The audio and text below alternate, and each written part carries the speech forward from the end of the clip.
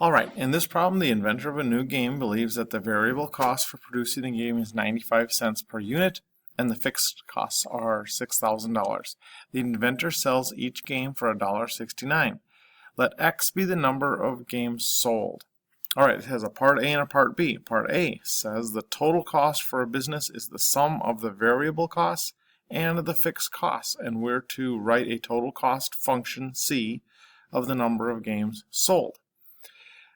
When you have a word problem like this, you need to pay attention to the vocabulary. Anytime you see the word is, you need to think of the word equals. And of course, we've got the word sum, and we know that means we're going to add something together. So we need to look at the total cost being equal to the sum or the addition of variable costs, 95 cents per game, and the fixed cost, which is of course 6,000. So from this, we can write a function. It's going to look something like this. Total cost is 95 cents times the number of units, and they're going to want us to use an X there, plus the 6,000. So it probably looks something like this. 95 cents times the number of games plus the 6,000.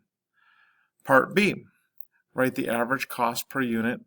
This is pronounced C-bar. That's actually from a statistics course, which some of you might take. It's the average or the mean, as this function here, the total cost divided by the number of units.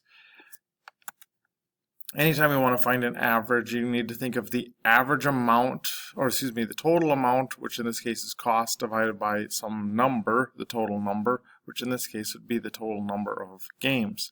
So from this, we can write our average function right here. C-bar is equal to 95 cents times the number of units made plus the 6,000, all divided by the number of units made. If you actually graph this out, it should make sense. This is the graph of it. If you don't make very many, well, then the average cost is going to be really high. But as you create more, then the average cost goes down farther and farther.